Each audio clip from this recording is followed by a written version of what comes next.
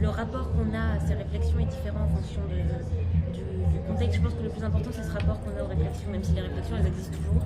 Parce qu'en fait, les réflexions existeront toujours, les regards existeront toujours, où que j'aille, où je suis minorité, où on me voit, où je suis perçue comme minorité, j'aurai des regards et j'aurai des réflexions.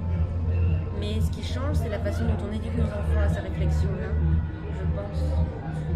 Et parce que... Et donc, est-ce que j'ai vécu la même chose? Oui, bien sûr, j'ai vécu du racisme, j'ai vécu des regards, enfin, je veux dire, c'est logique, je pense. Pour moi, une personne noire en France, est-ce qu'elle a vécu du racisme ou pas? Oui. Je veux dire, c'est pas une question à poser, c'est logique. Ouais. Pour moi, vraiment. Ouais. Y a pas de... Parce que le racisme, c'est pas juste des insultes, en fait. C'est le fait qu'on nous fasse nous sentir inférieurs, c'est des regards en coin, c'est quelqu'un qui attrape son sac quand on s'approche de lui. Enfin, je veux dire, c'est beaucoup de sous-texte, en fait. Donc, oui, enfin, je veux dire, c'est logique pour moi. Enfin, oui. Moi, je suis née à Martigues, mais j'ai vécu à Istres. Oui. Ce qui était différent entre les deux, c'est qu'en fait, à Istres, j'avais une communauté. J'avais des gens qui me ressemblaient. Et je m'y retrouvais. Okay. Quand je suis arrivée dans l'Allier, j'avais pas ma communauté. En fait, j'étais la seule noire dans mon école, que ce soit en primaire, au collège, au lycée. J'ai mes deux meilleures amies, Judith et Rachel, qui sont jumelles. Big up, salut. Donc oui, c'est vrai que mon rapport a été différent, mais encore il y a quelque chose de très important, c'est que j'avais 7 ans quand j'ai grandi, quand j'ai quitté Istres. Et il y a quelque chose de très innocent et de très inconscient en fait à cet âge-là. Mais par contre, quand on arrive à un endroit où on est la seule, déjà on le remarque très vite, mais on se dit pas que ce sera un problème. Mais en grandissant, on se rend bien compte que... je sais pas si c'est un problème, mais en tout cas que c'est un enjeu pour certaines personnes.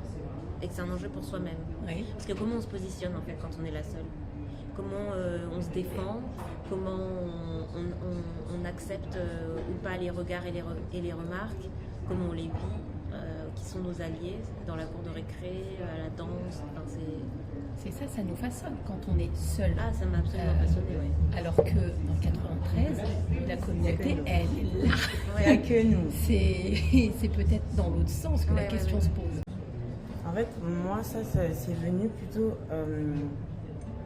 à un moment où dans ma vie, quand j'étais au collège, j'ai été beaucoup jugée parce que j'étais différente, parce que 93, hein, voilà. Mais parce que j'avais un style différent.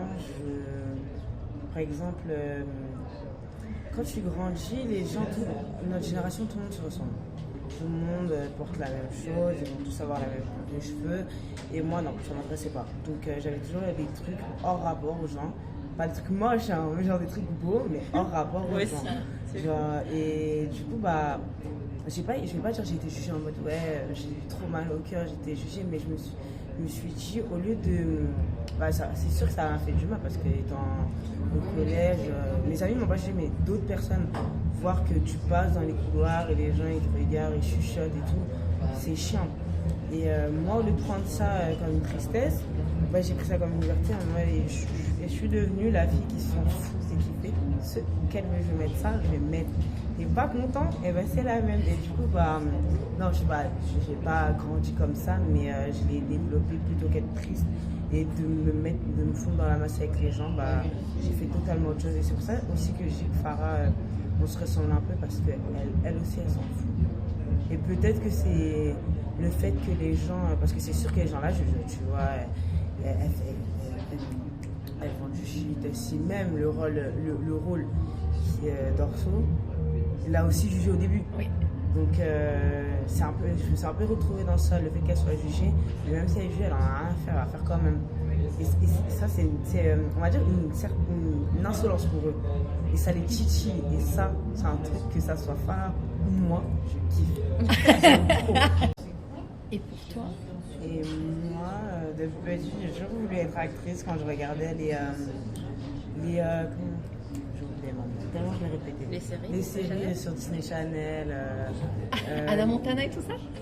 Oui. Phénomène Raven. Ceux qui m'ont marqué, c'est Zendaya et celle qui joue dans Phénomène Raven, mais j'ai encore oublié son prénom. Je crois que c'est Simone quelque chose. Ouais. Et c'est les deux, elles m'ont marqué. Elles m'ont marqué parce que elles jouent depuis qu'elles sont petites et c'est des jeunes filles noires. Et je me suis dit, moi aussi je vais être comme elles. Après, en grandissant, surtout, en vrai, au 93, en grandissant, tu te dis que, en fait, c'est un peu cliché à l'heure d'aujourd'hui, mais je trouve que c'est aussi un peu réel. Il y a des minorités, moi, quand j'ai grandi, je me suis dit, je pourrais pas être actrice, en fait.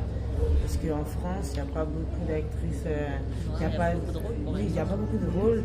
Et sinon, c'est des petits rôles. Et moi, je ne voulais pas être actrice petit rôle. Je voulais être actrice Zendaya et comme Phénomène Raven, en fait. La meuf, elle veut tout. L'argent, le beurre, elle veut tout. Donc, mais bon, après, je me suis dit, bon, ça va pas être possible. Donc, en vrai, j'avais deux métiers dans ma tête, soit avocat, soit actrice. Déjà, c'est complètement deux choses différentes. Mais après, au final, j'ai fait un film. Donc, j'ai kiffé 2 films. Et je me suis rappelé que quand j'ai commencé le théâtre en primaire, c'est le truc qui me faisait sortir. J'étais moi-même. Et les gens pensaient que c'était des rôles que je faisais alors que c'était moi-même. Et c'était le seul truc qui faisait que j'étais moi-même sans avoir honte. Ouais. En primaire. Mais donc c'est cool parce que de vous voir maintenant dans un film comme ça, il y a eu Mignonne, il y a eu Vera, etc. Maintenant ça va participer à inspirer d'autres jeunes filles. Je veux avoir un premier rôle en fait. En fait, faut le croire et il faut le faire. Moi, par exemple. Et pour le croire, il faut le voir. Ouais, voilà. En fait, on a un grand besoin de représentation, un grand besoin d'identification. Et je pense que moi, l'une des raisons pour lesquelles je veux faire du cinéma, c'est ça, c'est que je veux représenter et je veux raconter des récits tellement divers qui toucheront plein de gens, tout le monde. Je veux toucher tout le monde, quoi. J'aimerais pouvoir toucher tout le monde.